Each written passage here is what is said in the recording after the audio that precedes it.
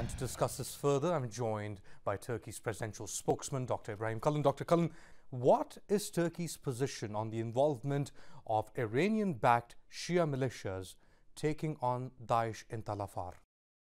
In Tal Afar, there is a very delicate situation where when Daesh took control of cities like Mosul and Tal Afar, Daesh, that is, played to the grievances of the local Sunni people there,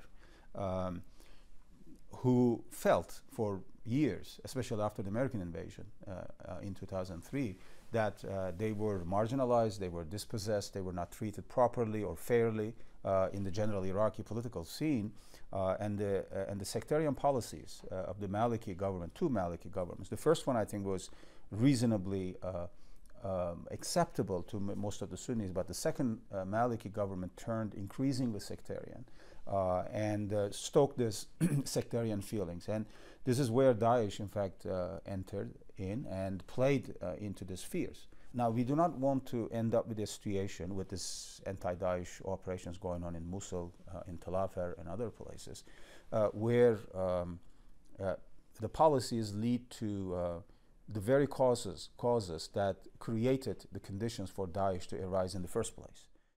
Given the sensitivities, the Turkish sensitivities around Tal Afar, is there a red line where Turkey, if it sees such atrocities being committed in Tal Afar, can intervene more forcefully?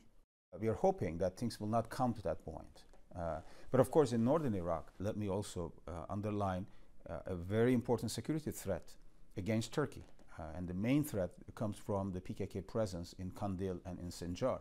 Of course, we see Daesh as a threat, and we fought against Daesh along our borders in Syria, and YPG, which is right across the Turkish border, as well as the YPG, which is an offshoot of the PKK.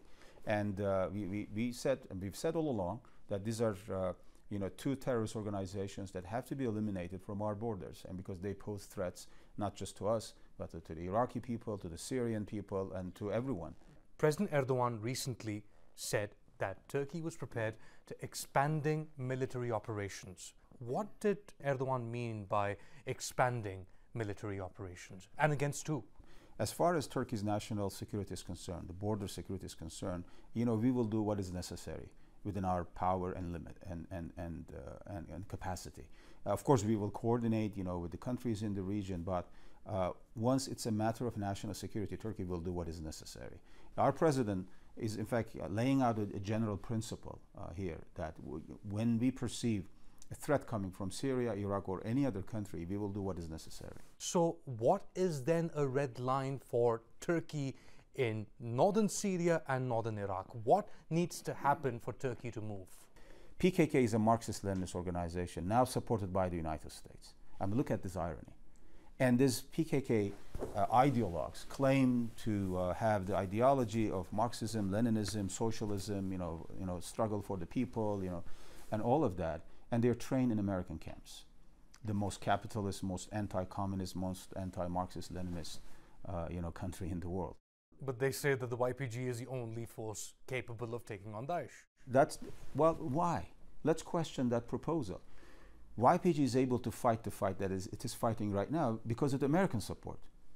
If those thousands of truckloads of weapons and ammunition had gone to another group, say Free Syrian Army or Turkomans or Sunni Syrian Arabs, they will have been the most effective force against Daesh.